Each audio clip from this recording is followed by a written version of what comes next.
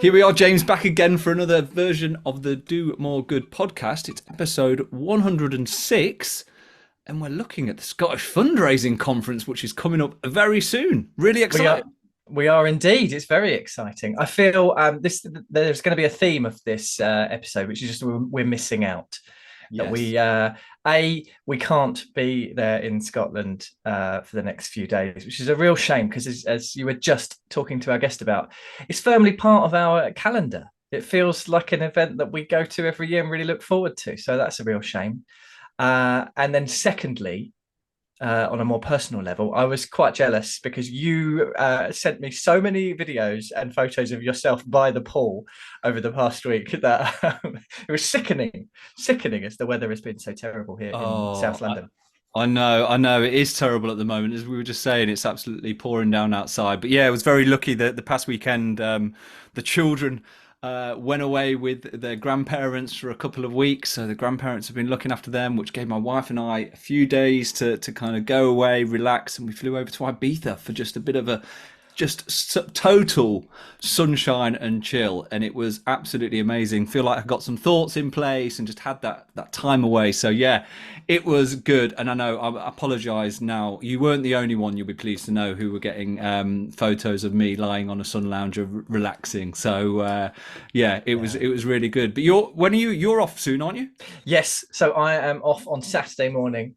First thing in the morning over to we're doing a couple of days in Paris, which sounds very glamorous, doesn't it? And then down to the south of France. So yeah, it'll be really nice. But it's not quite Glasgow in September, is it?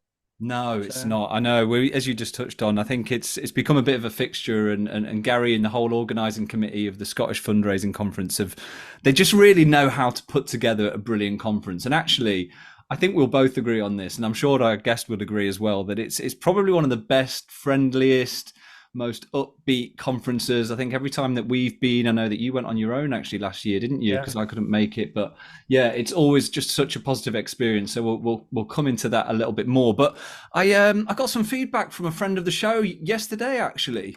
So we've been doing a few little episodes, haven't we, in between, a bit of behind the scenes, reflecting Yeah. on some of our previous episodes. And yeah, I spoke to him actually last night. Stuart, I'll give him a shout out, and he told me that there's a bit of an error, a bit of a stutter in the old intro that I need Oh. to fix. But he said he really enjoyed it actually, and yeah, I think it's a good thing, and we should start doing a few more of those. Yeah, it was fun, wasn't it? Just to catch up on the last couple of episodes. And was he suggesting it was a production error, or was this more delivery? I don't. We'll have a listen back. I We'll think have it a was just listen back. lack of ability from myself, probably. So We ran out of talent. yeah, Essentially, is what talent happened was there. Yeah. definitely the issue. Yeah. But no, it's good, and yeah, we're finding a bit of momentum again, aren't we, with the podcast, which is great. We've got some exciting guests coming up. Really excited about today's guest as well. I know he's actually featured previously on episode 92, so we'll maybe touch on that. But yeah, as we touched on, we're here really to kind of set ourselves up for the Scottish Fundraising Conference, which happens on the 5th and 6th of September. I think we're planning on putting this out just the week before Yeah. the conference comes. It's at the Doubletree in Glasgow Central. A real opportunity to kind of share and learn and hear from all those amazing fundraisers there are in and around Scotland and from the UK. I think they have visitors from lots of Yeah. places. Yeah. But yeah, really encourage anyone listening to check it out if you haven't been before. It's there's a lot to learn, and I'm sure you'll have some good takeaways, James, that we've had from it.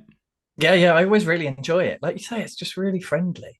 Mm. Going up there with my London accent, the first day, there's a couple of us huddled together in one of the corners, a little bit worried about everybody in kilts. But actually, by the end of it, we're all doing a ceilidh together. So yeah, it's really good fun. There's tons of great content, as we have showcased in the past with some of our summary episodes. So a shame that we won't get to do that in person this year, but we are trying hard to get some of the top-notch speakers to come and join us and showcasing what they will be talking about over the next few days. So, Yeah, yeah. talking about one of those top-notch speakers. Why don't you introduce our guest, who's patiently, as ever, waiting there? Go for it, James.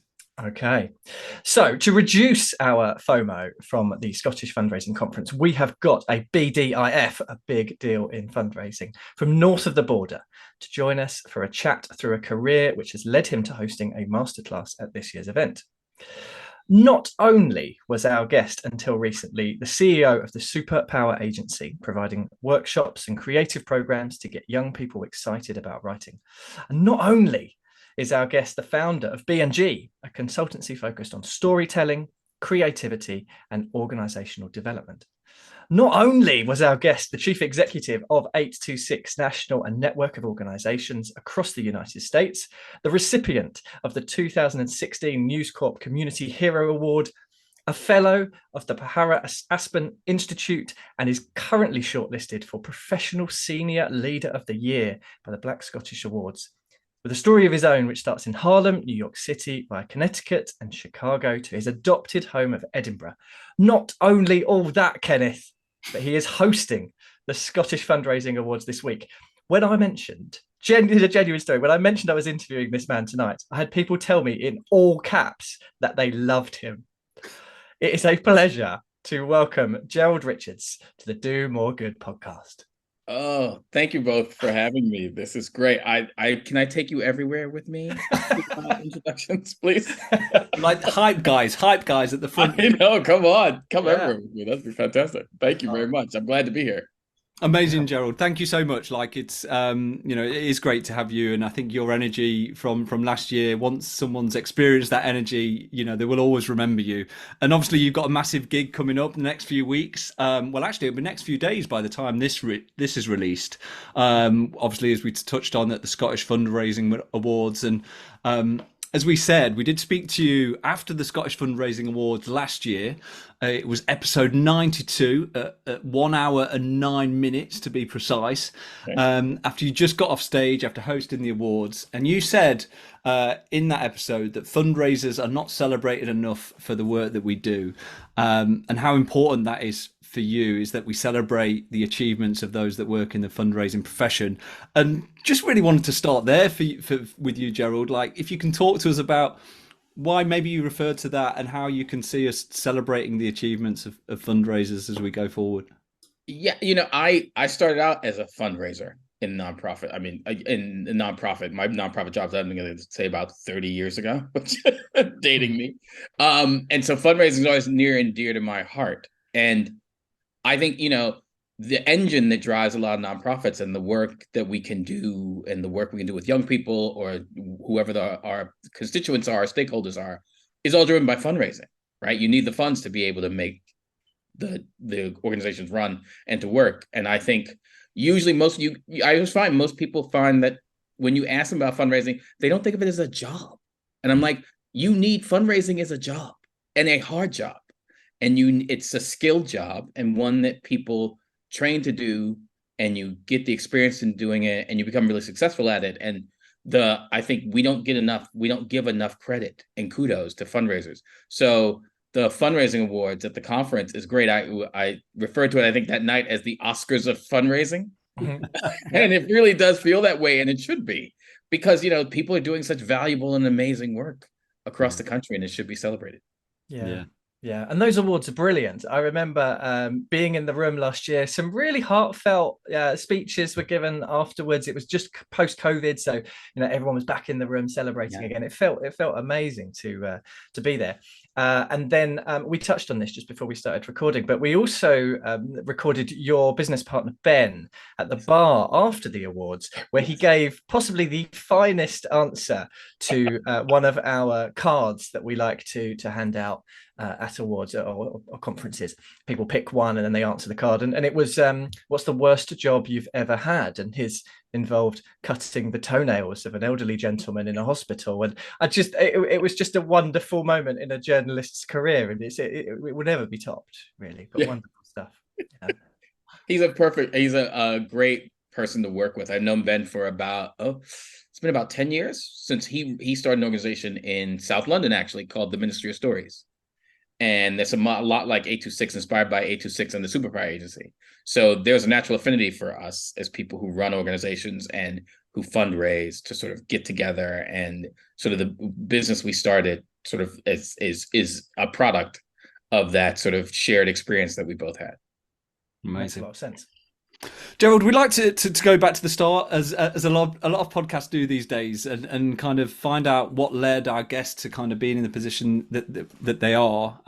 We know from kind of the research and just looking you up, you know, you've had a long and successful career in not-for-profits in both the UK and in North America.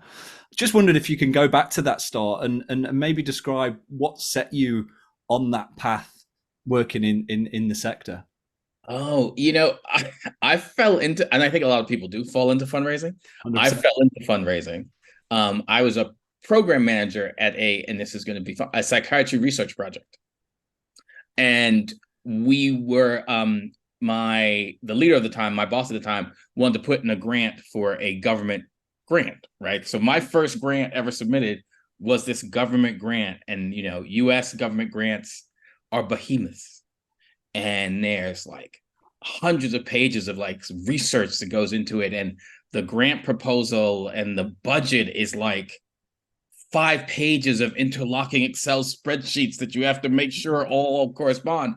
And, it was funny because it's like, we have to apply for this grant. It's $8 million. And he literally put a box of paperwork on my desk and said, you have to put it together and write it. And so for about a month was me putting together this grant, working with the researchers, putting it all together.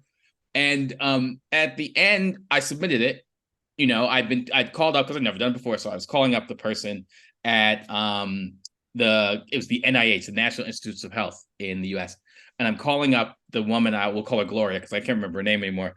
And, how do I do this? What happens with this? And she's really helpful and great. And I submitted it. And it wasn't until like later that day, one of the researchers came to me and said, is this how you submitted it? And this was how, this was in the beginnings of like Microsoft and all Microsoft, all this Excel and all these things. And I submitted it. And it turns out I had submitted the red line version of the grant. So the one with all the corrections, all the comments, everything through it. And, Yes. this was like, it was a box of paperwork that we submitted. So I sent it. And I had no idea. And I'm just like, oh my God, what happened? So I called up Gloria and I said, Gloria, I screwed up. I sent this grant proposal and it's all redlined. And what do I do? And luckily I sent the grant like 2 or 3 days. I was so proud of myself. I sent 2 or 3 days ahead of the deadline. Nice. And so she was like, Gerald, just, you know what? Don't worry about it. Just send me the correct version. And we'll put it in, and I'll discard the one that I have. I'll put in the new version if you can send it today. So scrambled, did all the things, sent it that day, and submitted it, and we got $8 million. Yes. It all worked out, and it was that part that was like something like, oh, I like doing that. This is kind of fun. You raise money, you get these things, and so that just led to me starting to do more grant work. My next job was in grants administration, and it sort of took off from there. I have a master's degree in creative writing. In grant writing, that's where I started. It was a grant writing. You're telling the story of the organizations and the work that you're doing and the importance of that work. And it was sort of a natural fit for me. So being in fundraising was a natural flow. Amazing. Oh, we all owe Gloria some thanks there. I know, really. I know. For I wish getting I you sent her into the flowers. sector. I sent her flowers afterwards. I've never talked to her again, but I sent her flowers. I was like, thank you so much. You saved my life. You saved my job. So, but I think there's almost like maybe submitting the red line one isn't a bad tactic, that you show the amount of work that went into it. Look at the number of corrections I've had to apply here. Look at it. Yeah. God, it's almost like they get to see behind the scenes for a second. Nice little tactic. It's interesting you should talk about the States, because that flows on quite nicely to our next question. Are there things that, having been in Scotland and working in Scotland for the last 5 years, that you miss about the industry in the States, and maybe stuff about the sector over here that you appreciate, the differences between the two, maybe? I think it's interesting coming here. The sector here feels it's established, but it still feels a bit new. There are some things we're doing in the States that we've been doing for years around individual giving, high net worth donors, corporate giving, and things that we have been doing. one of my specialties was in corporate fundraising and corporate giving and working with corporations and building relationships. So when I got here, I was like, oh, it's here, but it's not as prevalent. So it's nice to be somewhere where I could actually sort of use my expertise in a way that wasn't, and sort of help and use it for the organization I was running, super agency, for something that wasn't really well known, or at least it wasn't done a lot here. I think, Americans, we're very gregarious. Really? Really? Really? And as someone told me when I moved to, they're like, you're very loud. Like, yes, I am. And we talk to everybody and anybody. And that is sort of one of the things I think that made us good fundraisers, is because, right, we build relationships, we talk to anybody, we talk to everybody. We are, champions of our cause. And so coming here, it was good to see the same thing, not as loud, but that people were really good at talking about their causes and what they were excited about and fundraising for them. And so if anything, what do I miss? I love the US, but there's not much I miss besides burritos and good Mexican food. Is scale an element there? You talked about $8 million. Yeah, sorry. Scale is very different. Yeah, okay. Scale is very different. I think when I started with the super agency and I sat with the board and I put the strategic plan together and I put together budgets. So we're going to buy in about 3 years. We're going to have raised £500,000 every year. And my board looked at me like, yeah, that's not going to happen. And they're like, this, and that's what I realized. I was like, the scale was different because I was used to working in big numbers. The organization, when I ran 826 National, right, we had by the time I left, our budget was about 2 million. And so we're sort of raising that level of money from grants and individual gifts. And, we were used to getting a gift from an individual that was like $10,000 or $50,000. We once got an anonymous gift that was $200,000. Wow. It's like Christmas at the Foreman's. That is, blimey. Completely, right? It was like a complete surprise. Like, oh, we want to give you money. Here it is. And we're like, okay, that's a new one. And it was great. And, those transformative gifts. And here, the amounts are smaller. So I feel like there's times you have to work harder to put things together. And it just becomes more of a struggle. It shows the importance of fundraisers, because you wind up putting so much of these things together to make sure you can provide your services to people. So, in States, I was used to like getting a gift for $10,000. And here it's like, oh, a grant is like £1,000 and you're happy to get it. Don't get me wrong, but having to make up a lot of those is a lot. Yeah. So, I just wanted to go back to the corporate point. I just wonder, I know your experience in the US was obviously a few years ago now. Do you think that with the kind of globalization of corporates, an increased kind of focus on their social impact as corporates and that becoming a more core component of their consumer offering, do you think that now the UK has come together in terms of a similar point to corporate giving in the US, or would you say it's kind of moved away? I'm just really interested. I think it's similar. It's similar now, because I think now that organizations are realizing the value of it, and it's nonprofits are realizing the value of it, and that they can, and I think corporations are understanding the value that the nonprofits can bring in helping even their bottom lines about it. There's much more of a convergence happening. I think the interesting part is around the sort of ideas of the diversity, equity, and inclusion, and how organizations are working towards that, and many of the nonprofits are working towards that, and how corporations can work towards that. There's that convergence happening as well, which is happening in the States as well. And I think it's all coming together. And I think to your point, the globalization of it, I'm looking forward to some point that you work with some corporation that gives money to an organization that's here, that's in the States, that's somewhere else. Because, right, I mean, it's all one big world. Yeah. And these funds and many of the organizations are doing a lot of the similar work. So corporations realizing that similarity actually adds to their bottom line. Yeah. And gives them much more of an expansive reach would be really nice and really important, I think, moving forward. I think we're getting there here slowly. That would make sense. Just to come back to you, Gerald, just from the research again, kind of education appears to have been a theme throughout your life. We were looking at some of your achievements, and James touched on a few of them in the intro, and that suggests that you've been always looking to kind of improve yourself, to become a better leader. Just interested, when we put this podcast together, we think about people listening that are maybe at a stage in their career where, you have the opportunity to potentially inspire someone to maybe change direction or try something or provoke a thought. Just interested in how you viewed your own development, and what you've kind of learned about yourself during the process of self-improvement and education through your career. I started out my undergraduate university, we call it in the States, my undergraduate university. I was a film major in college. Wow. And then I became a fundraiser, and then I became an executive director, and I became a CEO.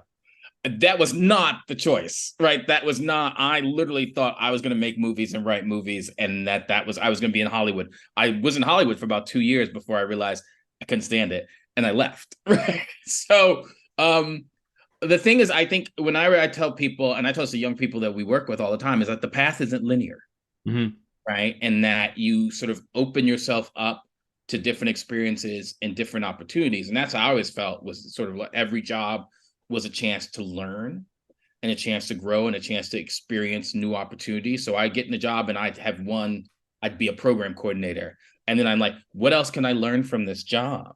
What else can I get from this job? And in my mind, it was always about not just promotion, but how do you learn, how do you grow, how do you succeed? It was that thing. I think my parents, my mom told me one year, you dress for the job you want, not the job you have.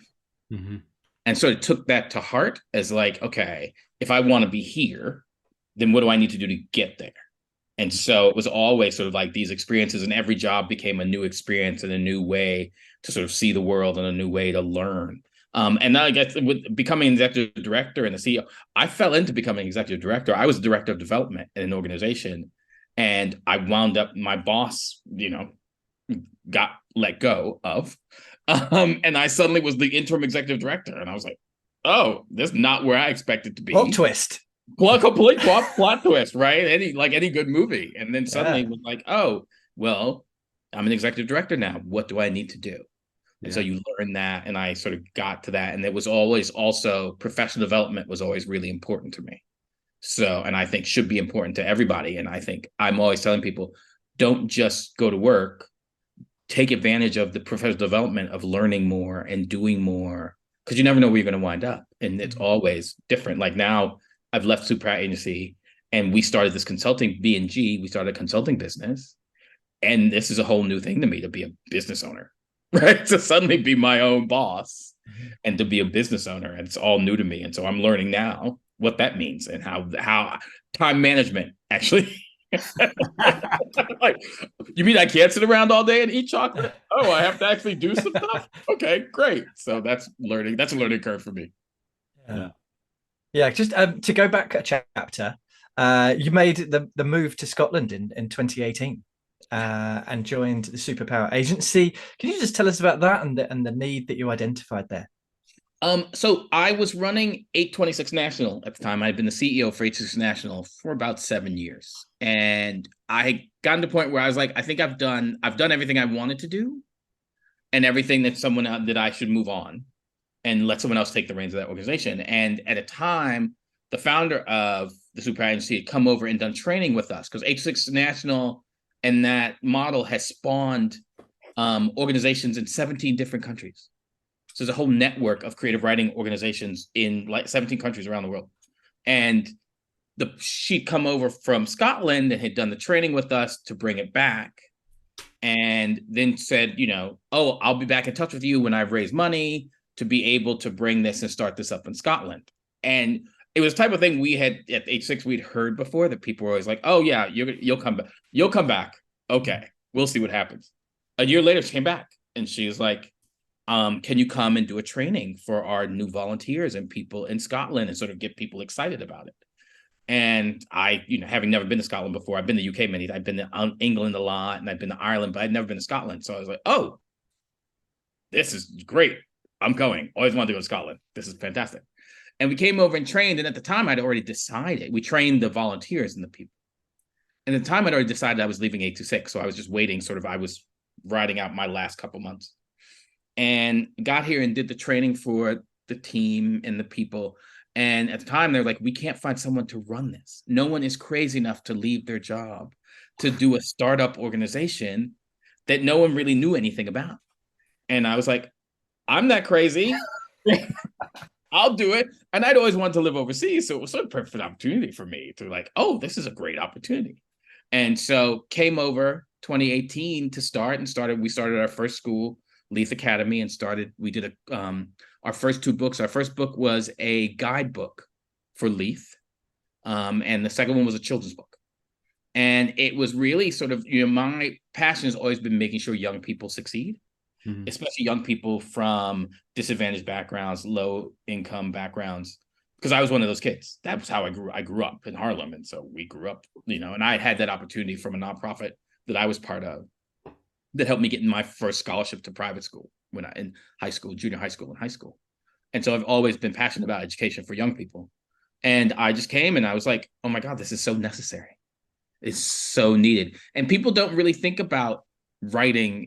When you talk literacy, we talk reading, we don't talk writing. Yeah. And that's always been a frustration of mine. I'm like, writing is incredibly important, right? Writing gives agency, and without writing, right, we wouldn't be fundraisers. We'd just be sort of talking to people and hoping they give us money. So writing is really important, and giving people and young people the opportunity to write and to grow skill and confidence in writing was really important. So I was seeing that was a need here, because there weren't any programs like that here when we started in Edinburgh. There was nothing like that. So we sort of had this clean slate of like, here's the first book, and then the next school came on board, and then another school came on board, and suddenly at some point, when I told my board when I joined, I said, if we get into 3 schools, if this goes like the US, this is a hard sell sometimes, we might be in 3 schools by the end of year 3 of our 3-year strategic plan. By the end of year 3, we were in like 15 schools. Wow. And by the time I left, we were in 25 schools and 5 different local councils. Nice. So the need was obviously there, right? And the fact that we were publishing what the young people were writing and putting that out in the universe was also a selling point for their self-esteem, for them to see their books in print in bookstores and on Amazon, which seemed to be much more important to them than bookstores. They were much when they ask a 14-year-old what's important about their book, it's not a bookstore, it's Amazon, right? Yeah. Like my book's on Amazon. But to give them that opportunity and to put that out there and to sort of have them show that their words mattered was really important. So it just became, the need was just there, and it just exploded across the country, and it'll go much further, because I think it's just one of those things. It's a simple idea of like bringing volunteers into a classroom to help young people write. Wow. That's it. I love what you said there about kind of you've done everything I wanted to do in a role, and you recognize that yourself, and kind of, thinking about people. I think that's a really good point around that personal development, isn't it? Because a lot of people end up in that situation, and I'm sure we've all come across those in the sector where, they've maybe been in a role or an organization for a long time. They probably hit that point a few years ago, but then, whatever, people's situations are all different, but they get comfortable, and then they kind of end up staying there, and then they wonder why they're not getting the satisfaction that they once did. So I think it's a really important point. And actually it kind of comes on to talking a bit more about the conference, because I think conferences are a really good way of recognizing that maybe you've already achieved what you wanted to do in your role. You hear different thoughts, you hear different experiences, you maybe come across conversations and opportunities at other organizations. And obviously you're back again this year. As we touched on, it'll be this week if the podcast goes out on the right date. But tell us about the conference that you've experienced, and the value and connection that you've got from the Scottish Fundraising Conference over the years. Well, it was the first conference I went to. Actually, the first conference I went to, I was asked to be a keynote speaker, which was nice. Flattering, to say the least. Actually, the first time I went to the conference, I actually went to the award ceremony first. And then the next year, they asked me to come back and be a keynote speaker, which was fantastic. And the conference is, I think, as you both said, it is the friendliest group of people.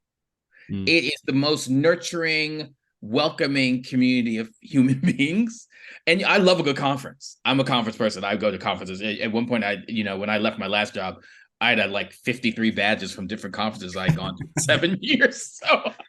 So I love a good conference. And this conference really is, to your point of it being a way for you to learn new things, hear different perspectives, and to just network and to meet people and see what's going on in the sector. I think, fundraising and what's going on and what's happening is changing constantly. And so being able to see that and hear from what people are doing and how people are doing it it's a great opportunity to just learn and grow professionally. And like I said, it's a fun time. The award ceremony is fun. The whole conference is fun. It's one of those things where you see people, and it's like last year I was like, oh my God, I've seen these people. You're seeing old friends, people you hadn't seen for a long time, people you don't get a chance to see because we're all so busy over the year. And then suddenly you have 2 days where you're like, here's everybody. This is fantastic. It's great to see it. And then, but just also that focus on fundraising and the different aspects of fundraising, because a lot of times I think why conferences are so great is because sometimes you don't get to step out of the box of work. So again, suddenly you're out of the box of work and you're in this environment where it's all fundraisers. And you're all talking the same language and doing the same thing. And you get to sort of that nurturing, fun environment of that sort of community that's created from it is really important. Yeah, that's a really nice point. That certainly for us, it feels like we go up until this year every year, and we see some friends, and we meet up with people, and that's where we'll see them. Gary's already made us feel very bad about the fact that we're not going to be there. Other people have got in touch as well and said, "Oh, real shame that we won't see you this year." If there are new people heading to the conference, if it's their first Scottish conference or is their first conference overall, any tips or advice for them about how to treat it? Like sometimes you get sessions running at the same time that you think, oh God, I'm desperate for that. I always think the first experience, it's funny because like I'm trying to remember the first time I ever went to a conference and you show up and you got your little name badge and you got your pad and you walk up and you're like, I don't know what to do. I don't know any people. And I think your first instinct is to go to the sessions that you know and of the things you know. And I say, go to the things you don't know, right? Go to the things like if you're an individual fundraiser and that's your specialty, go to the corporate fundraising, right, session. If you are a grants and foundations person, go to the individual, right? Go to the things to sort of learn more and do more, right? And figure out just the different aspects, because that's about this. So plays into this whole learning new things and growing. And then don't be afraid to sort of like sit there, smile at people, ask questions. It is this thing of like, it's scary at first, but then once you sort of talk to people and you start to see people, people will ask you like questions, or just feel free to ask people questions. Right. And other people, if you see someone works in an organization that you're interested in, or the speakers who are leading a session, and you have the opportunity to catch up with them afterwards, it's a good way to sort of not just spark conversation, but to hear what people are doing and to sort of begin to meet new people. Because I think it's a good conference is always a good opportunity to meet new people and make connections. If you don't, I know right now, I don't know if business cards are de rigueur because it's, paper and people throw them away. But I was always a big fan of a business card. I would walk away from conferences with like 20 business cards because, right, it's a good way. And then you follow up after that. So it was always a good way to sort of connect, hand out your business card, learn about people, and then you connect afterwards. And, a lot of people, or at least on LinkedIn. It's that way. So a way to sort of stay connected with people that you might have questions about what you're doing that they could answer. You know what? You're spot on, and I also though want to acknowledge that some people, and I'm sure we all three of us will acknowledge this, that some people find them quite intimidating, don't they?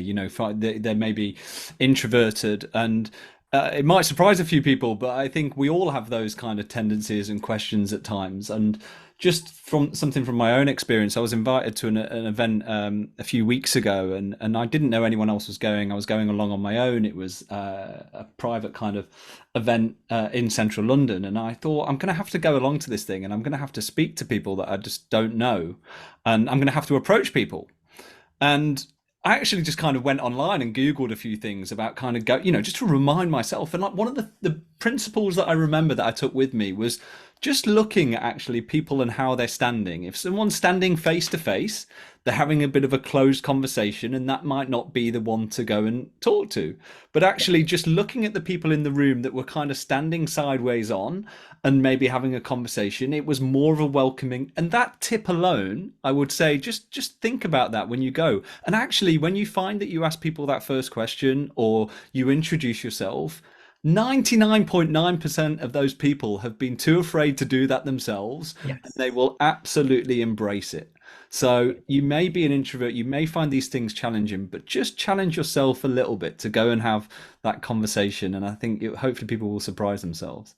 Yeah, that's spot on. I think most times you'll see someone off, you're at the lunch or whatever, and people are just standing there by themselves, and they're just waiting for someone to talk to them, and they're just also like, I don't know what my first question should be, right? Yeah. So like, go and ask, or someone who you've seen somewhere, or like you said, you've seen online, or you've heard about, and just going up to talk to them. I think that's that. It's just getting over that initial fear. It is, absolutely. But Gerald, you're hosting a session, you're hosting a masterclass, I think. Can you give us a bit of a sneak preview of what maybe people can expect later in this week? I think you'll be giving people feedback on their fundraising pitches. Tell us a little bit more about that. So Ben and I, so our company B&G, we are Ben and I are both storytellers, and so our organization is based on our motto is help you tell a better story about what you do. So we work on organizational storytelling. We have a session that is based on using your evaluation data to tell impact and to tell a story about your organization. And one of the things that we from our own experience of being nonprofit leaders and fundraisers is that a lot of times you have like a minute or so, 30 seconds, right? The elevator pitch, to give your pitch to somebody, hopefully that they want to hear more. And how do you hook them? And we'd both been in the experience where we'd be like, someone had come and pitch to us, and they talk for like, you have a minute and they talk for 5, right? How many of us have been in sort of session things, Zoom calls, where someone's supposed to introduce themselves and you're like, you should take 30 seconds, and 5 minutes later, they are going on and on about what they do. And so one of the things we talk about is how in that minute that you might have, how do you hook somebody to ask the next question? That sounds interesting. Tell me more, right? And especially in fundraising, when you're pitching to a funder, you're pitching to a donor, and they're hearing from, foundations, right? They're getting hundreds of proposals. How do you stand out? How do you get to that point where you have someone say, I'm interested, I want to hear more? And so our session is really giving the opportunity to people to do their pitch and get feedback on it. Because I think sometimes we do the pitch and we just do it and no one gives us feedback on it, right? You just sort of hope that it works. And when it works, it works. When it doesn't, it doesn't. And you get no feedback on it. And we were just like, hey, how about we do a masterclass on giving people the opportunity to pitch to us, and then we give them feedback on, and hopefully that would be helpful for them as they move on and do their pitches for individual donors, corporate donors, right? Because there's always that aspect where you have to talk to somebody, right? Your grant proposal is on paper, but there's always that point where you have to, now you're like, I got a minute with this person, or you're at a party. I mean, the experience I had was you're at a party or you're at an event and someone introduces you, oh, Gerald, this is the CEO of Revlon, and the CEO of some company that you're like, oh, okay. And they're like, well, what do you do? Tell me about your organization. And you're like, okay, I got a minute. Right before that person with their drink looks at you, because you can tell, right, when the person zones out if you go on too long. So when you have the drink and you're like, oh, we do creative writing workshops for kids and in schools and do that. And they're like, oh, that's interesting. What types of books are they? And then you got them hooked when they start to ask you more questions.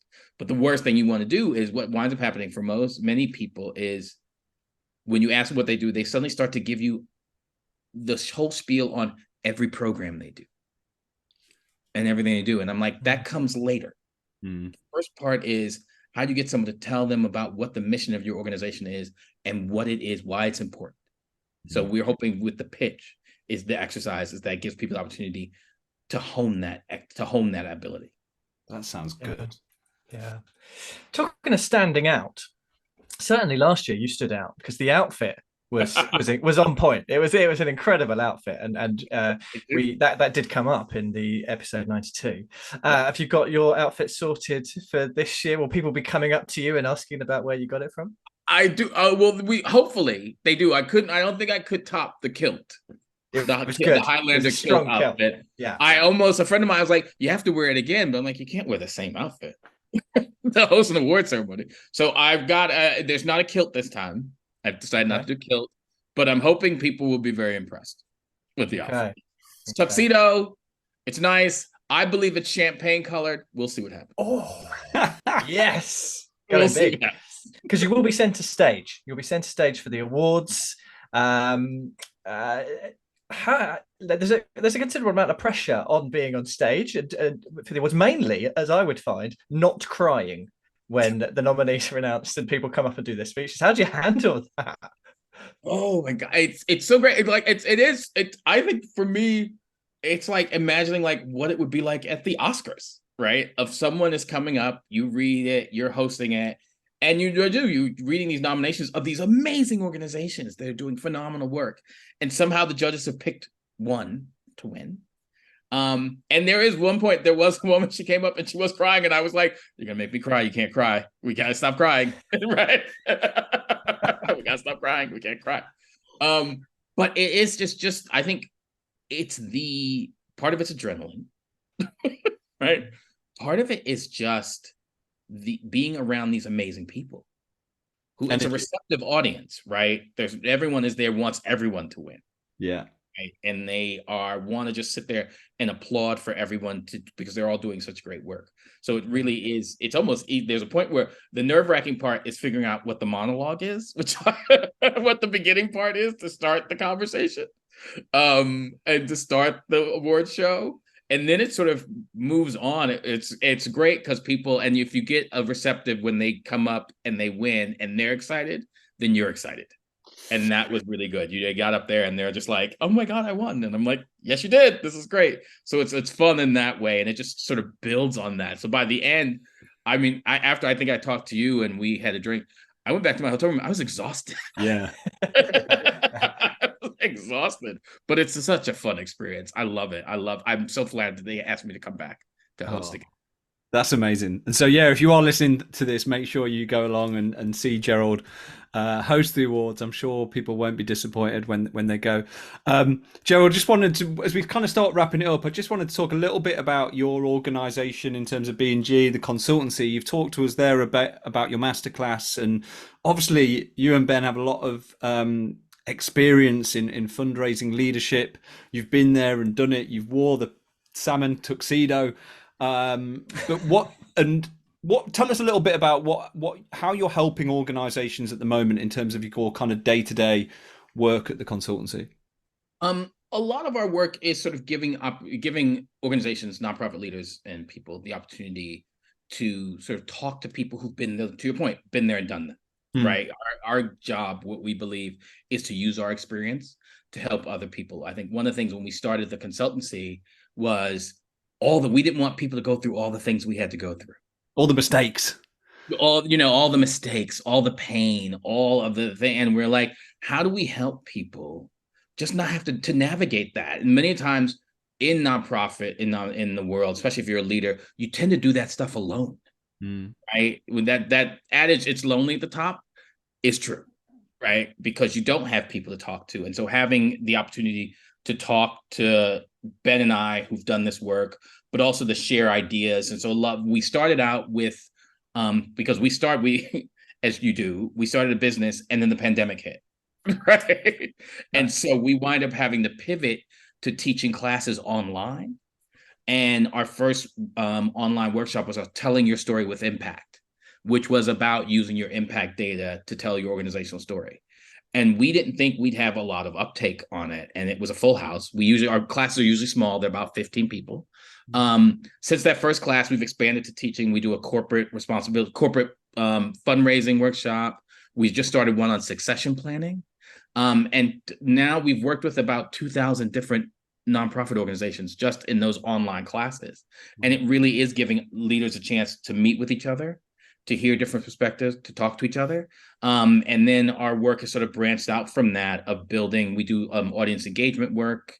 We do consultancies, we do facilitation. And it really is sort of, the best part is, one, it's about our experience in this work. We also play on the fact that you get an American experience and you get a UK experience, right? Which are sometimes vastly different. Yeah. Right. So I'm the blunt guy. So I'm the one that asks the blunt questions, right? There's the nice questions that Ben asks in a very, British way. Yeah. Very nice. And then the American comes in and goes, "Why are you doing that?" So, which is great, because a lot of times I think people don't have the opportunity to go, "You just asked me a very blunt question. I have to give you a very blunt answer about what it is." Right. And so that sort of dichotomy of things, what we both bring to the work, is incredibly helpful in what we do. And I think really helpful for organizations as they move forward. So our job is just really to help nonprofits do better and be better. Do more good. Do more good. Exactly. Boom. Brilliant. That was really good. Yeah, I mean, that sounds exciting, and I think we've kind of given a bit of a flavour of what people can come to expect. A few tips in there, a few bits of career advice, a bit more insight into Gerald's experience, and hopefully, if you're excited by this, it's only a couple of days away. You can go and meet Gerald for yourself, and we very much encourage that. Gerald, we don't let you go without a few quick fire questions. Okay. We know that was when we first met you outside of the auditorium up in Scotland, but we've got a couple that we drop in the end of our podcast. So I'll start us off. Gerald, if you could transport yourself back in time, meet your 20-year-old self, what piece of advice would you give and why? Investor money. Yeah. Investor money. That would be the big one. That would be the big one. Invest that money. Start investing money. Start investing. Nice. Question number 2. Can you tell us about one life hack, a productivity skill, a productivity tool, a habit or a skill you have taught yourself recently you think everybody needs to know about? Life hack. That's a good one. Oh my God. A life hack. Everyone probably knows this already. Have a hard drive. Oh, separate. A separate hard drive. Have a separate hard drive. I think we've become so reliant on the cloud, and I have a lot of stuff in the cloud, but then I was like, well, someone said, why don't you have a hard drive? And I was like, well, because it's all in the cloud. They're like, well, and I think they had less faith in the cloud than I do. Yeah. But they're like, you never know, or your computer might break down or something happens. And what wound up happening is I had an old computer, Apple computer, and it died. Oh. And I was like, oh my God, how do I get all the stuff off the computer? And so after that happened, I was like, I need a hard drive. I bought a hard drive. And so I'm looking at it right now. Hard drive's right there. Every now and then I back up the computer. It works. And it sounds so old school and it sounds so old man, but it's I think so useful. So when you need it. Yeah, especially for photos, because we wind up I take a lot of photos on my phone. I travel a lot. I take a lot of photos, and that's the other part that happened. My phone was like, I can't anymore. Stop it with the photos. So putting those all on the hard drive were really good. I like this, James. We should rename this section to Life Hacks from the mid-90s. Yes. Okay, and the last question, Gerald. As a podcast that is focused around people doing more good, what is your favourite story or inspiring individual that you've met on your journey recently who has done something good for others? This is great. That's a great question. There's so many people. I know. I keep meeting people who I'm like, what you're doing is amazing. What you're doing is amazing. I'm gonna tell. So we just had a conference. One of my last acts as CEO of Super Agency was, so as I said, right, 826 has spawned this sort of international network of organizations, and so we had a conference of all those organizations came together in Edinburgh about 2 weeks ago. So this was sort of like 20 groups from Melbourne, Sydney, Milan, Paris, all over the place. And it was being in that room with these people who were all working with young people around writing and helping them gain writing skills and build confidence, that people were talking about their work and what they were doing in their different cities, and seeing this sort of the similarities and the differences, but all focused on one goal of helping young people. It was so inspiring, because there's a point where you're looking at all these people and you're like, and I think at some point we said we work with something like more than 100,000 young people worldwide. And I was just like, you people are amazing. You sort of taken this germ of an idea that started in the States, and it's grown into this international network, as you have a name called Writing Our World. And it's just this amazing thing to be in the presence of all of these leaders and all these people who were doing it. There was a point we had a dinner at the end, and I was like, I'm sorry, you're all so impressive. I feel like and that I was leaving that network to sort of this new journey was also really sad, because I was like, I don't know. I hope I'm around people like you again very soon. Yeah. So I will be in Glasgow. So that'll be great. Nice. You know what, actually, just as you're talking there, I think that's probably something that people in this sector should do more of, is just have that time to reflect, because we get, because we become so used to hearing inspiring stories, meeting inspiring people, it sometimes just becomes part of what you do every day. And actually having them moments, and I can remember a few myself, when you have that moment where you just almost extract yourself from the situation, take a step back and go, wow, look at all of the good these people in this room or this person that I've just met has done. It kind of just resets you a little bit, Yes. And I think that's probably a really good. So if you're listening to this, maybe reset, have a think about actually what impact you've had, or the inspiring people that you've met. But look, Gerald, you're certainly one of those. And look, thank you for your energy and your enthusiasm. And yeah, I'm sure people are excited to see you. Just if anyone wants to kind of reach out to you or connect or come and speak to you, where would you point them to? I point them to our website, bngpartners.com. or email me at gerald@bngpartners.com. Awesome. That is awesome. Or say hello at the conference. I'll be there. Say hello at the conference. Come, if you're by yourself and you see me, come and say hello. I'll say hello. Well, brilliant. Gerald, look, my reflection on this episode is I dressed today for the job that I want to have, and James dressed for, well, I'm not sure. I don't know how I dressed, but I dressed for my new consulting job. So I dressed for the job I have, I guess. James, any final thoughts? It's been a wonderful story. You somehow managed to live up to the pre-podcast billing from my colleague. I'm sure you will live up to the pre-awards excitement. For me, it's a big all caps thank you to Gloria for sparking that career where you've championed your causes, you champion all causes. Thank you very much. It's been wonderful. Thank you. Thanks for having me. We'll wrap it up there. Thanks, guys, and we'll see you soon. Cheers.